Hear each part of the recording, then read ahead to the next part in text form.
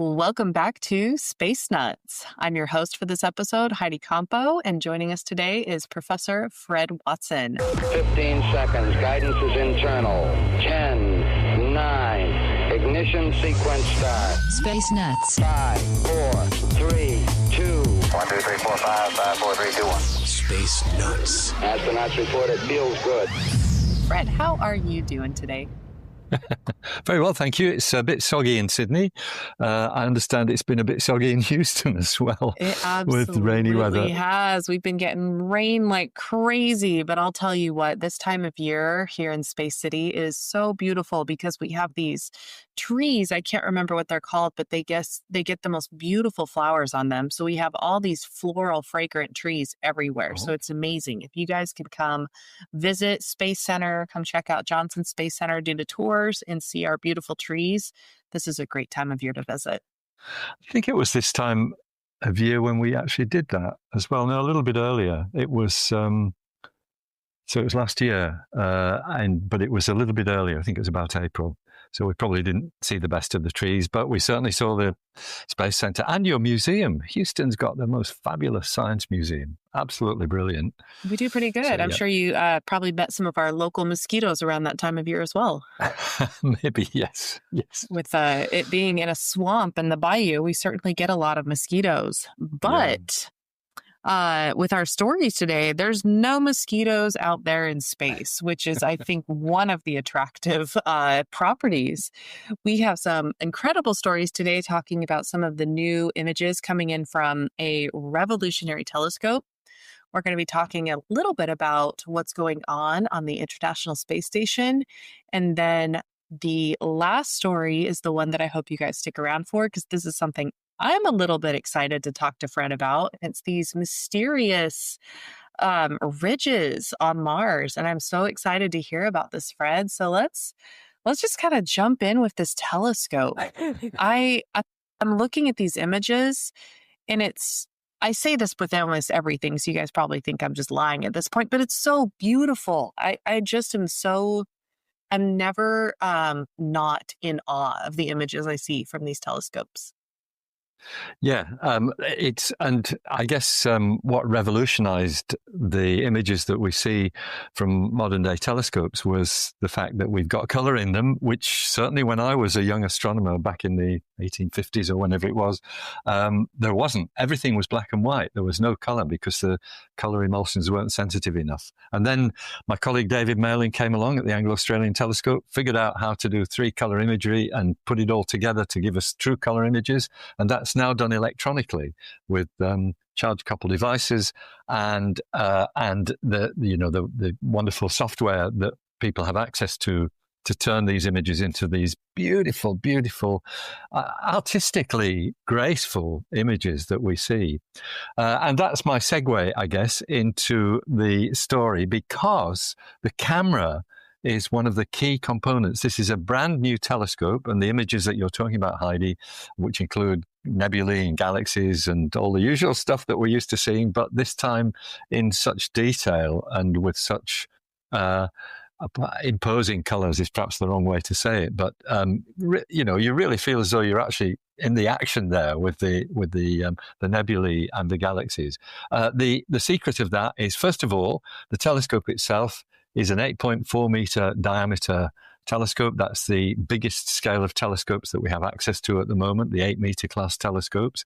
It's on a mountaintop called Cerro Pachon in northern Chile. I've not actually visited the mountain, but I've seen it from the other side of the valley. There are several telescopes up there. But what makes it special is for two things: the wide angle of view that the telescope can see. So instead of just homing in on a tiny, fine little bit of detail in the sky, it does that, but it does it with a very wide angle of view. So you see detail everywhere. And that is partly because of the design of the telescope, but also, and the segue I was getting to, it's taken me a while, the camera, which is a 3,200 megapixel or 3.2 gigapixel camera. I think it's the biggest camera of its kind in the world. It's the size of a small car, and it sits at the focus of this telescope, recording these breathtaking wide-angle images. The instrument we're talking about, this has been in construction for best part of 30 years. We've been talking about this telescope in the world of astronomy. And at first it was called the LSST, which was the Large Synoptic Survey Telescope. It's now called, I think I'm right in saying it's the Charles Simonyi Telescope, because I think Charles Simonyi, a very well-known name in space philanthropy, I think I can put it that way. I think he was the first paying customer on the International Space Station back in the early 2000s. Wow. So a wealthy person, but somebody who can put that wealth to good use in a scientific sense. But the observatory itself, where this telescope is named after one of my favorite characters in the whole of astronomy, Vera Rubin, whose name might be familiar to you. She was a compatriot of yours. I can't remember where she grew up, actually. Should have checked that, shouldn't I? Vera, she was one of the pioneering astronomers of her time.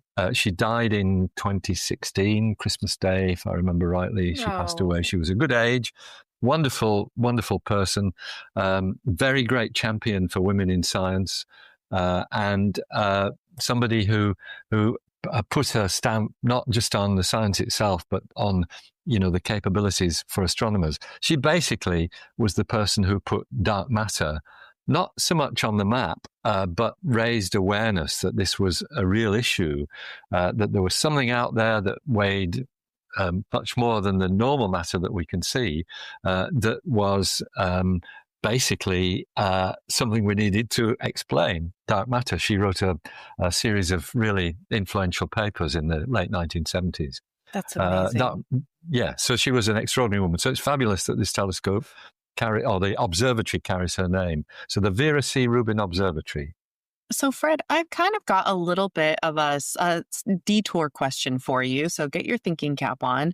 When we talk about these telescopes, you said a couple things that stood out to me. One about this woman who sounded like just an incredible human being who really left her mark on the world. But the one thing that really stuck out to me is you said this telescope took 30 years to build. And so I know a lot of our listeners are people who are still maybe in school or considering a field in these sciences, or they're early career professionals. Can you talk a little bit about what it's like to dedicate yourself to a project that's going to take 30 years? It's your life's work. How do you choose at maybe 25 years old to say, this is something I'm passionate about and I'm going to work on this for 30 years? Like, how do people do that? Well, they do. No, it's a really good question. So with the telescope, it was the brainchild of a few people. And I haven't really got to the main issue that this telescope will do. I'll keep talking about your question. But the main point about this telescope is that it can survey the entire southern sky every 3 nights. So it's got the capability to record the whole sky in detail every 3 nights. So what it's really looking for are things that change. And that includes things changing their position, which is asteroids. In the first 10 hours of observing, it discovered 2,100 asteroids, which is, it's going to really start changing our view of the Earth's locality in space. And also things that go bump in the night, the supernova explosions, things of that sort. This will be the telescope for picking that up. So yes, 30 years ago, people were thinking what we need is something that can tell us about an aspect of the universe, that had never really been thought about before. And that is the way things come and go. Because we, in traditional astronomy, things change in the solar system. The planets are going around on short timescales. But it's only recently been realized that there are things happening everywhere that happen on short timescales, like black hole mergers, like neutron star collisions, like supernova explosions, stars that have got to the ends of their lives and have basically blown themselves to pieces. So that was the vision for that was seen by a few scientists yet 30 years ago.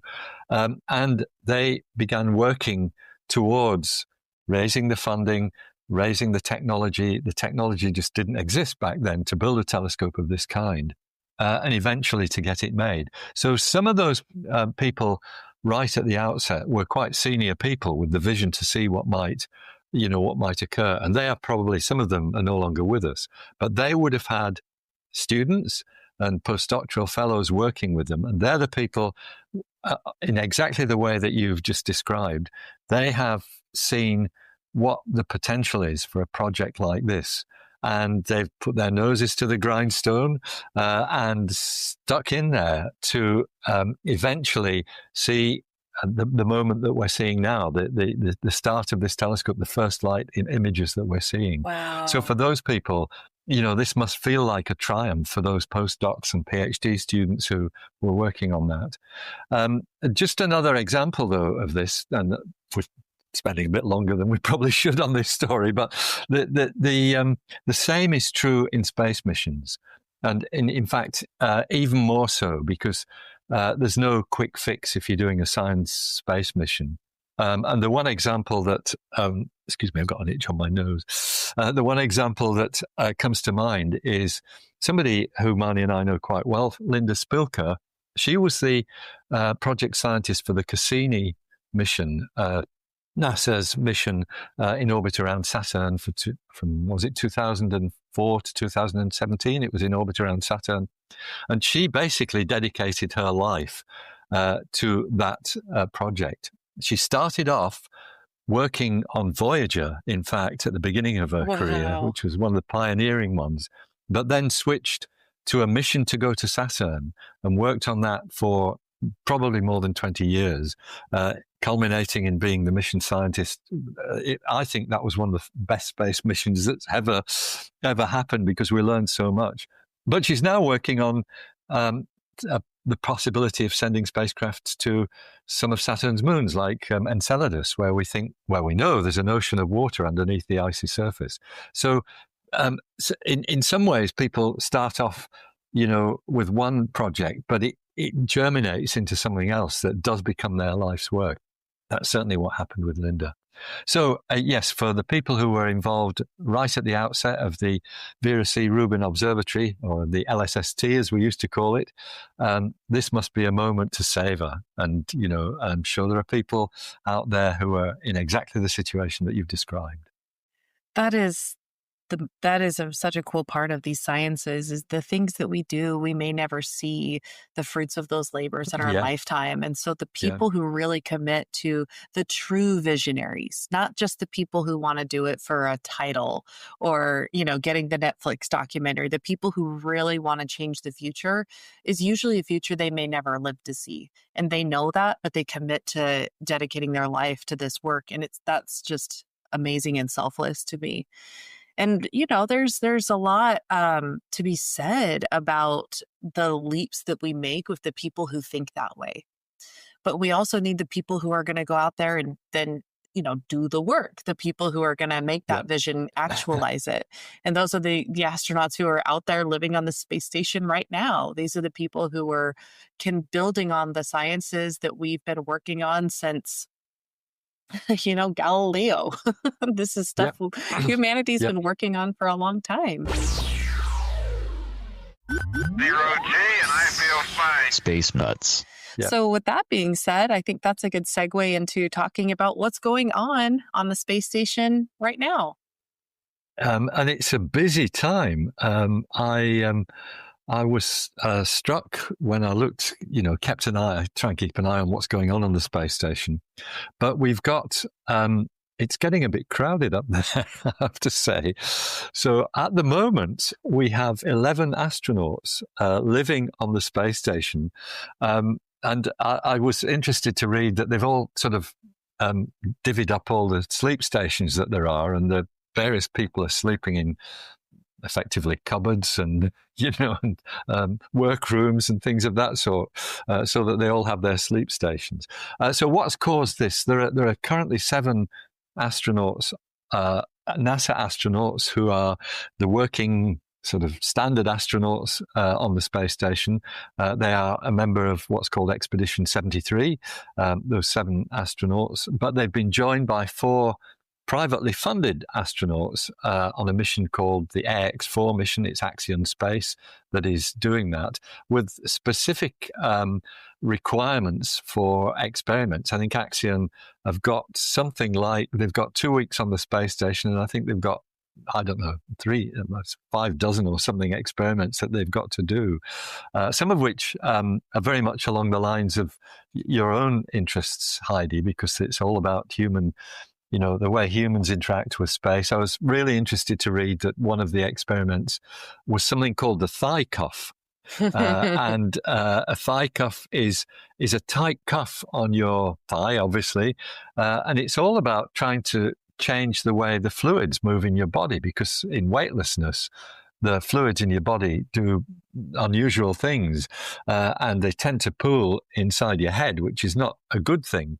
And so basically, that's one of the experiments that's been done. I don't know whether you're familiar with the use of thigh cuffs. So I was reading this right now, and at the risk of sounding foolish, in case anyone out there is listening who knows a lot more about this than me, I was reading this article to try and see if they specify if this thigh cuff is BFR technology or if it's separate, because I don't know everything, but I think, I'm saying think in italicized right now, I think when they're talking about a thigh cuff, what they're talking about is what they call BFR technology, which stands for blood flow restriction technology.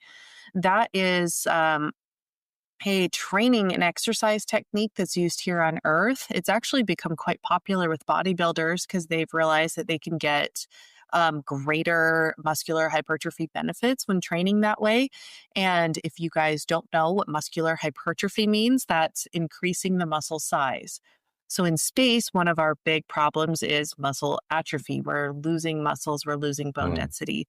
So when we train with blood flow restriction, it helps sort of expedite, there's no shortcuts, but it does enhance the effects of exercise.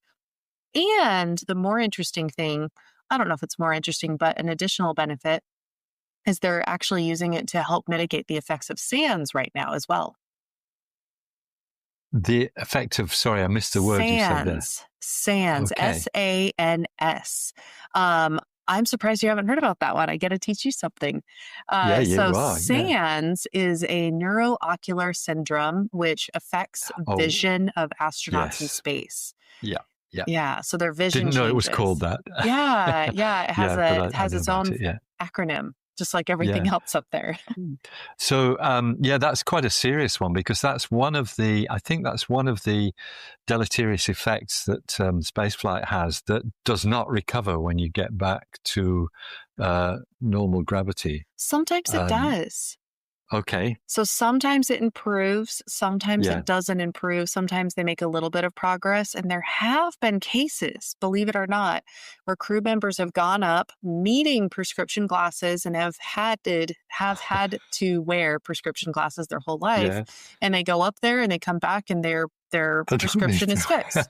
And they've joked, the joke was made when I was at this presentation. They're like, that was the most expensive eye corrective surgery ever. But that's fantastic. Look, I had not heard that. So if you want to fix your eye problems, go into space or make them worse. It's a roll of the dice. Yeah, might wait. Yes, it's a bit of a toss-up as to which way it goes.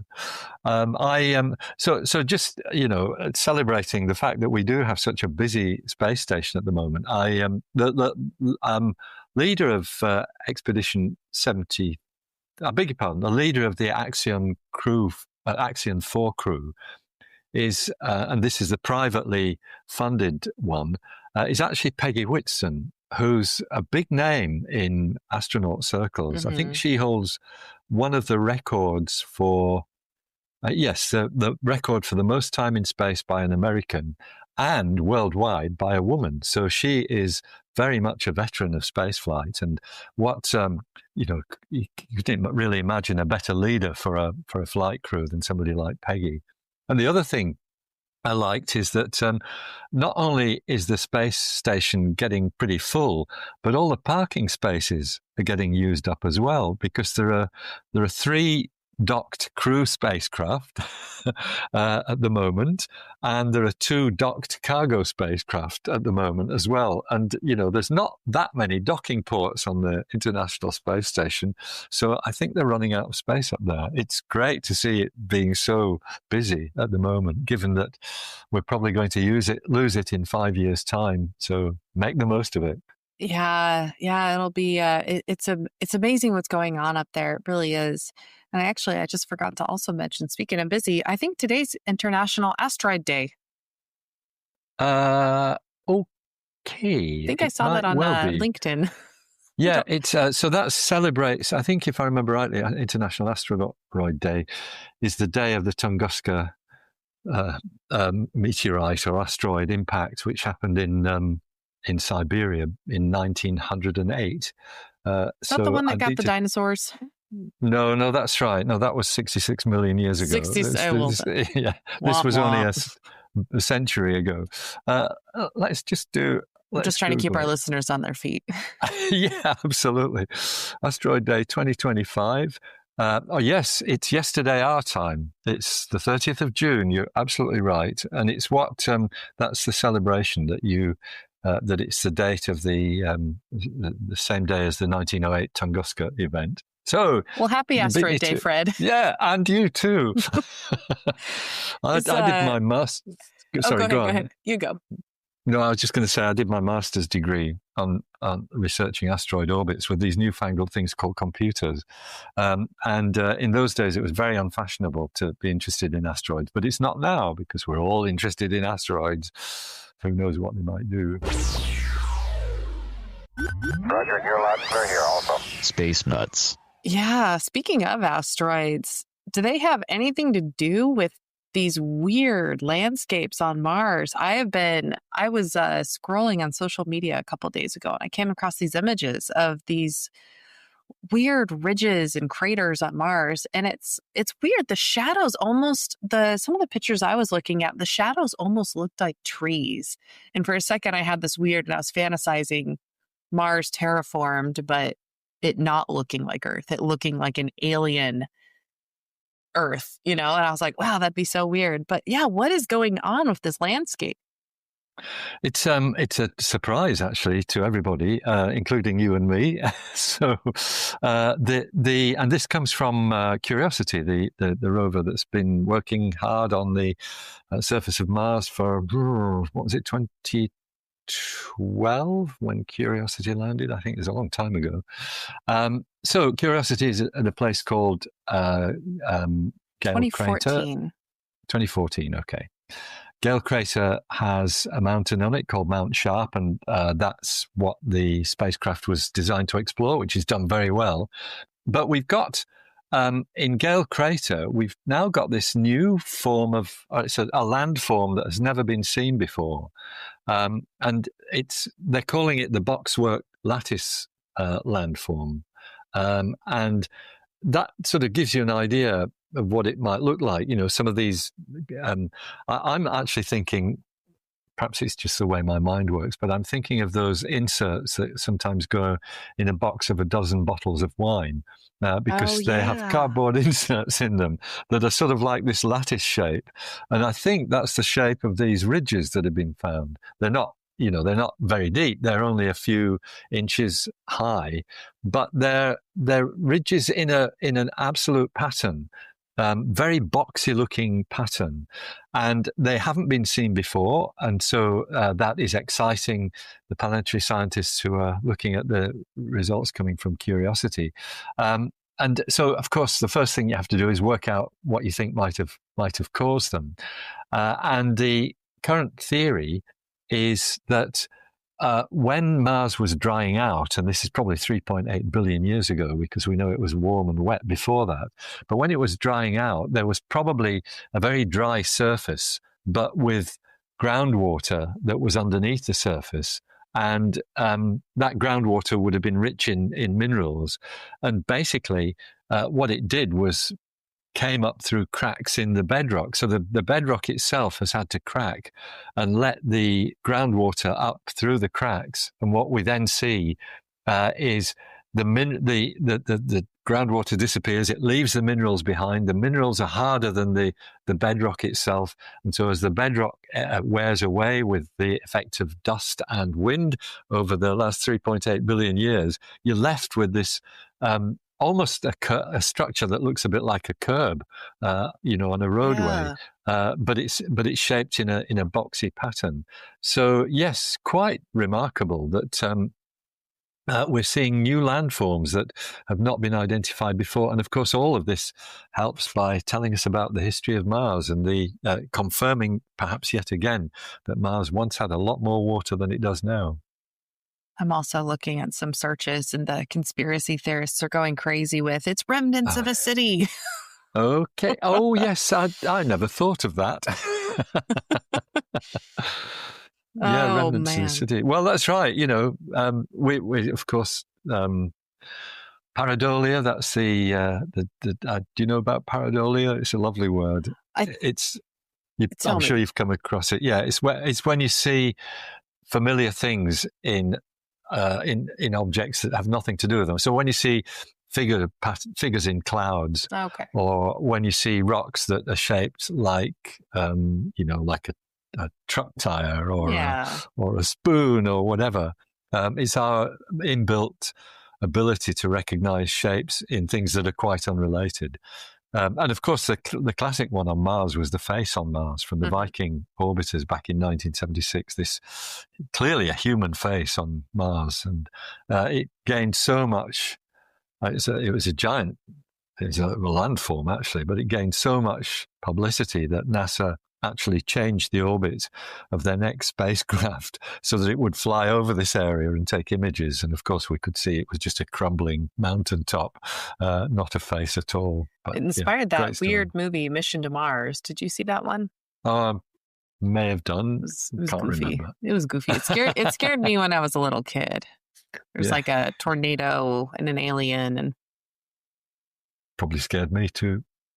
Yeah, it's the humans' ability for recognition. I think about AI and how AI is getting really good at recognizing things, but the human brain's ability to make these recognitions, I still think it's unmatched. I don't know. The technology is probably catching up, but it really is fascinating, like recognizing emotion and very, very subtle changes on the human face. Have you ever heard of the term the uncanny valley? Oh no, I haven't. No.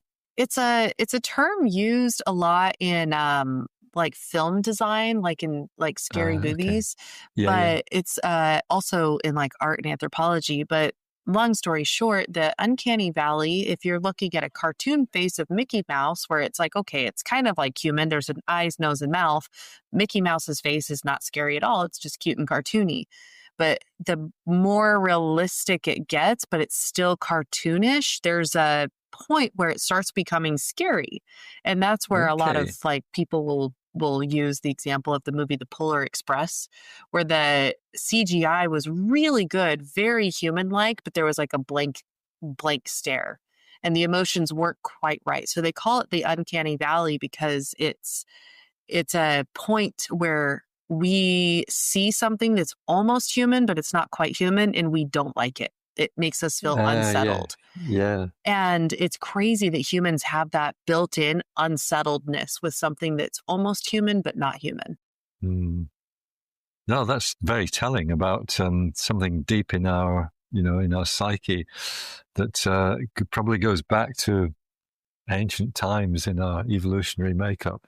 There's lots and lots of theories. Let us know what you guys think. If you guys have any thoughts or theories on the uncanny valley and how that relates to our pattern recognition of the man on the moon or the face on Mars, or how I saw these images of these rocks on Mars and I thought of trees right away. Obviously, some others thought about cities as well. Yeah. What did you see when you looked at this, Fred? I saw pretty well what I was being told to look for.